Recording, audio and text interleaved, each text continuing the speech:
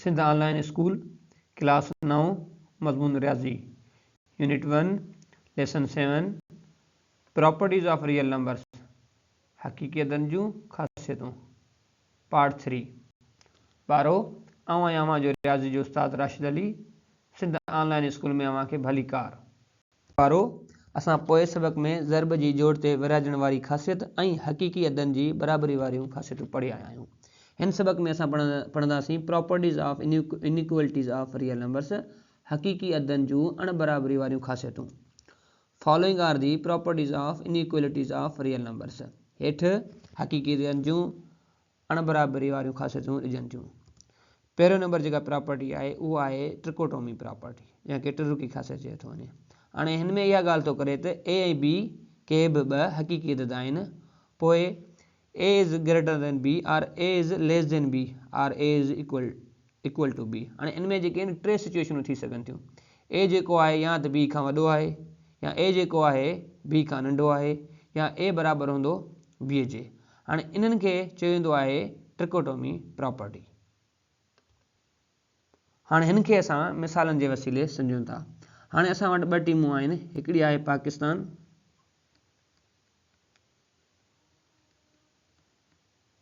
ॿी टीम कहिड़ी आहे उहा आहे असां वटि इंडिया था खणूं असां।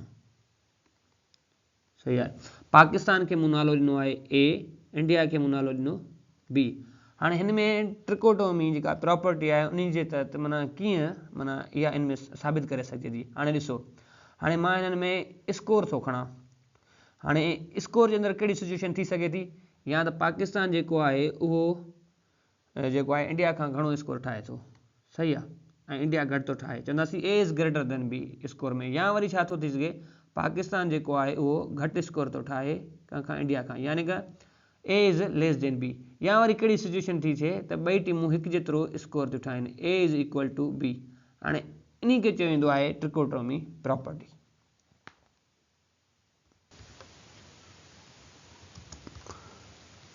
हाणे आहे ट्रांज़िटिव प्रॉपर्टी यानी मुतअदी ख़ासियत। चए थो त ए बी सी के बि टे हक़ीक़ी अदद आहिनि त पोइ A is less than B and B is less than C then A is less than C. हाणे हिन में इहा ॻाल्हि थो करे जेकॾहिं ए जेको आहे उहो बी खां नंढो आहे ऐं बी जेको आहे पोइ उहो सी खां नंढो आहे त पोइ छा थींदो, ए सी खां नंढो हूंदो। या जेका हिन ॿी प्रॉपर्टी आहे उन में इहा ॻाल्हि थो करे बी वारी में त ए जेको आहे उहो बी खां वॾो आहे ऐं बी जेको आहे उहो वरी सी खां वॾो आहे त पोइ छा थींदो, ए जेको हूंदो उहो सी खां वॾो हूंदो। हाणे असां इन शइ खे मिसालनि जे वसीले सम्झूं था। हाणे असां जेका मुतअदी ख़ासियत यानी ट्रांज़िटिव प्रॉपर्टी जे अंदरि ए जे लाइ असां मिसाल था खणूं त असां वटि के बि टे नंबर आहिनि, कहिड़ा 7 8 ऐं 9। त ए बराबरि आहे 7 जे ऐं बी बराबरि आहे 8 जे, सी बराबरि आहे 9 जे। हाणे हिन में कहिड़ी ॻाल्हि थो करे, चए थो A is less than B, यानी जेको आहे त 7 इज़ लेस देन 8।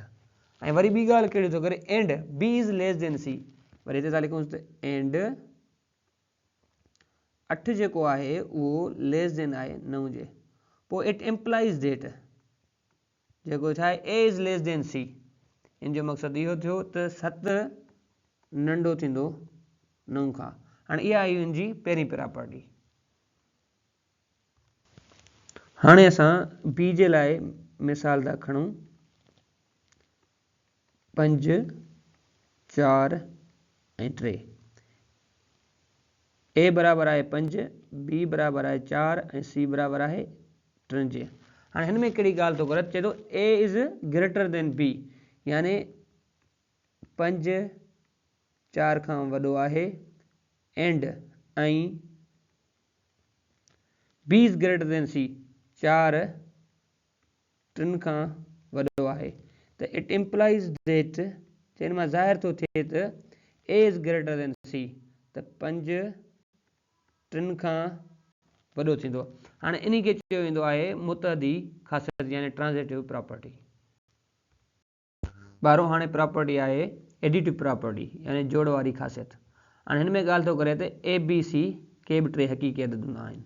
हाणे ए में ॻाल्हि थो करे त जेकॾहिं ए नंबर नंढो आहे बी खां, यानी कि ए नंढो आहे बी खां, पोइ असां हिकिड़ो नंबर खणंदासीं, उहो बी में बि जोड़ कंदासीं ऐं ए में बि जोड़ कंदासीं। पोइ छा थींदो, ए प्लस सी जेको आहे उहो नंढो थींदो बी प्लस सी खां।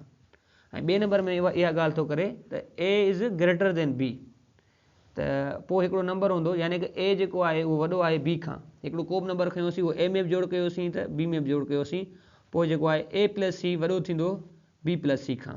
हाणे असां इन्ही खे मिसालनि जे वसीले सम्झूं था। हाणे असां वटि टे हक़ीक़ी अदद आहिनि 10, 12 ऐं 5। ए बराबरि आहे 10 जे, बी बराबरि आहे 12 जे ऐं सी बराबरि आहे 5 जे। हाणे इहे टे छा आहिनि, इहे असांजा हक़ीक़ी अदद आहिनि।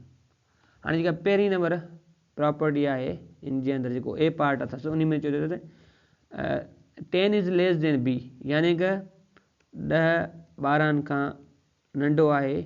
इट इम्प्लाइज़ दैट, त जॾहिं असां चए थो त 10 जे अंदरि असां 5 जोड़ कंदासीं त पोइ इहो नंढो थींदो जॾहिं असां 12 में 5 जोड़ कंदासीं। इहा प्रॉपर्टी हुई हुनजी। हिते थींदा 15, ही थींदा 17। सही आहे। हाणे असां ॿिए मिसाल जे लाइ नंबर खणंदासीं 10, 8 ऐं 5। हाणे ए बराबरि आहे 10 जे, बी बराबरि आहे 8 जे ऐं सी बराबरि आहे 5 जे। हाणे हिन में छा ॻाल्हि थो करे, A is greater than B. हाणे बी जे अंदरि छा थो थिए, A is greater than B, त 10 वॾो आहे 8 खां, त पोइ चए छा थींदो, पोइ चए 10 जे अंदरि असां जॾहिं 5 जोड़ कंदासीं, इहो वॾो थींदो जॾहिं असां 8 जे अंदरि 5 जोड़ कयूं। हाणे तव्हां ॾिसी सघो था, हीअ थी वियो 15, हीअ थी वियो घणो 13। हाणे अहिड़े तरीक़े सां इन्ही खे चयो वेंदो आहे जोड़ वारी ख़ासियत यानी एडिटिव प्रॉपर्टी। हाणे असां पढ़ंदासीं ज़रबी ख़ासियत यानी मल्टीप्लिकेटिव प्रॉपर्टी। चए थो त ए बी सी के बि टे हक़ीक़ी अदद आहिनि ऐं जेका आहे सी जी वैल्यू उहा हमेशह 0 खां वॾी बीहंदी। त पोइ A is greater than B, it implies that A C is greater than B C. A is less than B, it implies that AC is less than BC. Similarly, if C is less than 0, then A is greater than B, it implies that AC is less than BC. A is less than B, it implies that AC is greater than BC. अचो त हाणे असां इन्ही शइ खे मिसालनि जे वसीले सम्झूं था। हाणे असां चौथी नंबर जेका आहे उन्हनि जो पार्ट जेको आहे ए था कयूं। हाणे इन जे लाइ असां नंबर था खणूं के बि टे कहिड़ा, हिकिड़ो था खणूं 8, 5 ऐं 3। ए बराबरि आहे 8 जे, बी बराबरि आहे 5 जे ऐं सी बराबरि आहे 3 जे, छाकाणि त चयलु आहे असांखे सी इज़ ग्रेटर देन 0। हाणे हिन में जेको ए ई आहे न, चौथे जो जेको पार्ट आहे, उन में कहिड़ी कंडीशन गिवन आहे, A is greater than B. A is greater than B माना जेको आहे 8 5 खां वॾो आहे। पोइ जे छा थींदो, पोइ ईअं थींदो it implies that AC is greater than BC। त AC असांजो कहिड़ो बीहंदो, 8 into 3 is greater than 5 into 3। हाणे वरी इन जो जेको ॿियो पार्ट आहे, हाणे हिन में चयो त A is less than B। हाणे A is less than B, हाणे असां छा कंदासीं, हिते नंबर लिखींदासीं त 5, 8, 3। हाणे हिन में असां छा कंदासीं त A बराबरि आहे 5 जे, B बराबरि आहे 8 जे, C बराबरि आहे असां हिते वरी 3 रखी छॾियो आहे। हाणे इन्ही खे असां इन्ही जेका बी प्रॉपर्टी आहे इन में रखी ॾिसूं था, पर जॾहिं C is greater than 0 आहे। हाणे अचो त असां हिन में वैल्यू पुट करे था ॾिसूं। चए थो A is less than B, A is less than B। हाणे जेको 5 आहे उहो नंढो आहे कंहिंखां 8 खां, त पोइ छा थो थिए, इट इम्प्लाइज़ दैट, त जॾहिं असां पोइ छा कंदासीं 5 into 3 is less than 8 into 3। हाँ हिते ॾिसो हाणे 15 जेकी आहिनि उहे नंढा आहिनि 24 खां। हाणे इहो तॾहिं हुयो जॾहिं जेका आहे सी जी वैल्यू जेका हुई न उहा जेका ही वैल्यू आहे सी जी उहा ग्रेटर देन 0 आहे। पर हाणे असां वटि इन जो जेको आहे उहो ॿियो पार्ट बि आहे इन साॻी प्रॉपर्टी जो। हाणे जंहिंमें ॻाल्हि थो करे त ए में इहा ॻाल्हि कई अथसि A is greater than B, it implies that A C is less than B C. ऐं वरी बी में ॻाल्हि थो करे त A is less than B, it implies that A C is greater than B C. हाणे इन खे असां मिसालनि जे वसीले सम्झूं था। हाणे मथों हुयो वेन सी इज़ ग्रेटर देन 0। हाणे जेको हेठियों पार्ट आहे उन में छा आहे वेन सी इज़ लेस देन 0, यानी कि इहो नेगेटिव नंबर ईंदो। हाणे असांखे 3 नंबर था खणूं A is greater than B, त ए जेको आहे उहो बी खां वॾो आहे, त ए जी वैल्यू थो खणा मां हिते 8, हिन जी कई मां 5 ऐं हिन जी थो खणा नेगेटिव जो 2। सही आहे, हीअ थियो असांजो ए, हीअ थियो असांजो बी ऐं हीअ असांजो थियो सी। हाणे छा आहे हिकिड़ी प्रॉपर्टी आहे ए में ही ॻाल्हि थो करे त A is greater than B, यानी कि 8 जेको आहे उहो 5 खां वॾो आहे। इट इम्प्लाइज़ दैट जॾहिं असां ए सी पाण में मल्टीप्लाई कंदासीं यानी कि 8 इंटू -2 जेको आहे पोइ उहो छा थींदो उहो नंढो थी वेंदो। हाणे हिते वरी कंहिंखां बी सी खां त 5 इंटू -2 अचो हिते वैल्यू करे ॾिसूं, हिते थी आहे -16 ऐं इज़ लेस देन -10। -16 जेकी उहे नंढा आहिनि -10 खां, इन जो इहो पहिरियों पार्ट। हाणे असां ॿिए पार्ट खे मिसाल जे वसीले सम्झूं था। हाणे बी पार्ट आहे असां वटि त वेन सी इज़ जेको आहे लेस देन 0 आहे। हाणे हिते असां नंबर कहिड़ा था खणूं त A is less than B, हिते था खणूं असां 5, 7 ऐं -2। ए बराबरि आहे 5 जे, बी बराबरि आहे 7 जे ऐं सी बराबरि आहे -2 जे। सिचुएशन कहिड़ी आहे बी जे अंदरि, चए थो A is less than B, यानी उहो 5 आहे उहो नंढो आहे 7 खां, त पोइ it implies that A C, हाणे ए सी यानी कि 5 into -2 is greater than 7 into -2, यानी कि हिते थींदो -10 वॾो आहे -14 खां। हाणे अहिड़े तरीक़े सां इन खे चयो वेंदो आहे ज़रबी ख़ासियत यानी मल्टीप्लिकेटिव प्रॉपर्टी। हाणे ॿारो तव्हां इहे शयूं तव्हां पंहिंजे ज़हन में रखिजो। ॿारो हाणे पढ़ंदासीं रेसिप्रोकेटिव प्रॉपर्टी यानी उपतड़ ख़ासियत। चए थो त ए ऐं बी के बि ॿ हक़ीक़ी अदद आहिनि ऐं उन्हनि जूं निशानियूं साॻियूं थींदियूं, या त उहे ॿई प्लस जा थींदा या उहे ॿई माइनस जा थींदा। ए में चए थो जेकॾहिं ए नंढो आहे बी खां त पोइ इन जो मतिलबु आहे त 1/a वॾो थींदो 1/b खां, ऐं जेकॾहिं 1/a नंढो आहे 1/b खां, इन जो मतिलबु इहो थींदो त a वॾो थींदो b खां। बी में चए थो जेकॾहिं a वॾो आहे b खां, इट इम्प्लाइज़ दैट, इन जो मतिलबु इहो थींदो त 1/a नंढो थींदो 1/b खां, ऐं जेकॾहिं 1/a वॾो आहे 1/b खां, इन जो मतिलबु आहे a नंढो थींदो b खां। हाणे अचो त असां इन शइ खे मिसाल जे वसीले सम्झण जी कोशिशि करियूं था। ॿारो हिन में थो चए इन जी मिसाल जे अंदरि ईअं आहे त हिते असां ए जी वैल्यू खई आहे 3 ऐं बी जी वैल्यू खई आहे 7। चए थो त 3 नंढो आहे 7 खां, इन जो मतिलबु आहे 1/3 वॾो थींदो 1/7 खां। एंड इफ चए थो ॿिए पार्ट में वरी छा आहे, हिननि जूं वैल्यूज़ वरी माना मट थी वेंदियूं आहिनि। हिते ए जी वैल्यू असां 7 खणंदासीं ऐं जेका बी जी वैल्यू उहा 3, त 1/7 जेकॾहिं नंढो आहे 1/3 खां, इन जो मतिलबु आहे 7 वॾो आहे 3 खां।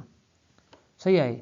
हाणे असां आयासीं बी में, त बी में असां ए जी वैल्यू खई 7 ऐं बी जी वैल्यू खईंसीं 3, त 7 वॾो आहे 3 खां, इन जो मतिलबु आहे 1/7 नंढो थींदो 1/3 खां। असां उहो हिन कंडीशन जे तहत हलंदासीं। वरी अॻे पार्ट में वरी चए थो त 1/a वॾो आहे 1/b खां। इहो मुमकिन तॾहिं जॾहिं असां हिन जूं वैल्यू चेंज करियूं, त असां ए जी वैल्यू हिते जेको आहे अॻे पार्ट में हर हिकु कंडीशन जा हिते ॿिन्ही कंडीशन जा माना 2 पार्ट आहिनि। हाणे जेको एंड खां अॻिते वारो ॿियो पार्ट आहे। हाणे उन में मूं वैल्यू खई आहे ए जी वैल्यू 3 ऐं बी जी वैल्यू मूं खई आहे 7। चए थो हिकु भाङे 3 वॾो आहे हिकु भाङे 7 खां। इट इम्प्लाइज़ दैट, इन जो मतिलबु आहे यानी मां ज़ाहिर आहे त 3 नंढो थींदो 7 खां। अहिड़े तरीक़े सां